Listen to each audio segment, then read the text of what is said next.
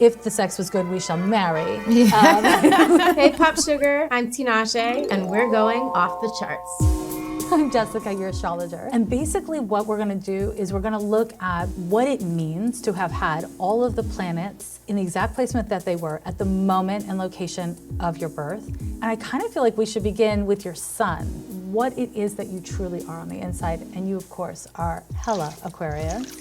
It's true. People think you're like rebellious. Mm-hmm. It's more that you need to be true to yourself. You are not just an Aquarius, you have a Taurus rising and a Leo moon. So you're triple fixed. Do you know what fixed means? Yeah, You're locked in. It's always locked in. Your emotions can go to a 10 really easy because you're a full moon baby with the moon in Leo. But you have this moon Chiron conjunction. So what does that mean?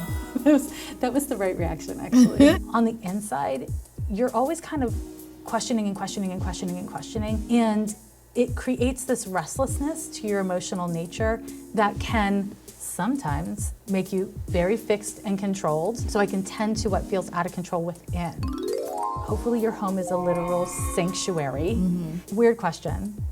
Is there any water damage? I mean, when it rains, the roof leaks. Yeah, that'll do it. So Neptune in the 8th house will give you like problems with either the roof, the attic, or the basement or foundation of your house. So you have to give all your money to the roofing gods and make sure that it rains like twice a year. So I'm like, oh, it's fine. Well, you know, your birth chart says fix it. You have Mars in the 2nd house. And so you're good at making money. Money is something that like you can easily generate. The trick for you is to not become attached to it. You know, some people just like collect stuff and money and they're just miserable about it.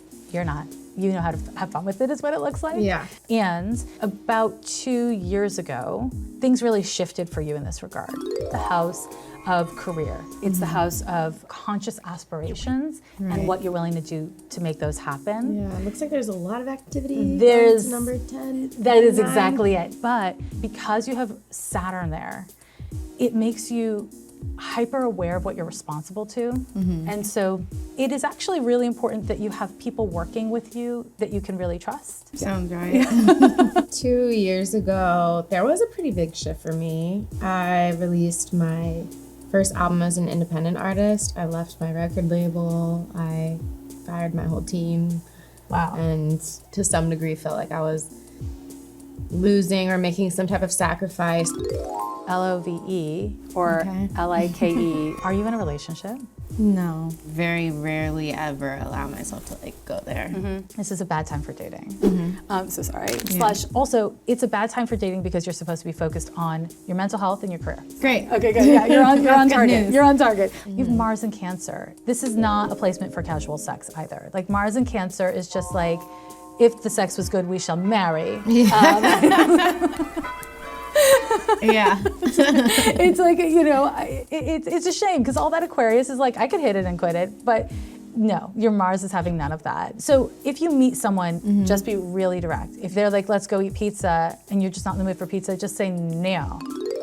Do you get nervous? I mean, in like very niche scenarios. Okay. And are those scenarios more like personal life stuff? Yeah. Okay, yeah.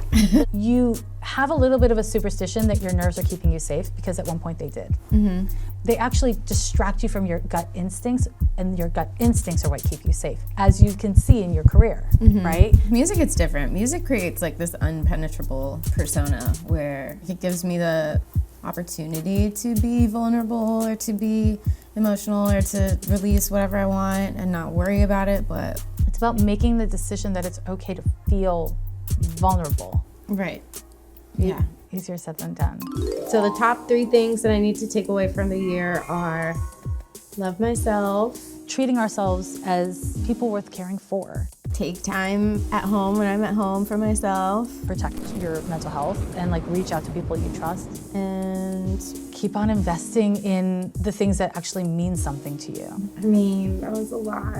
I'm Tinashe and I've just been read.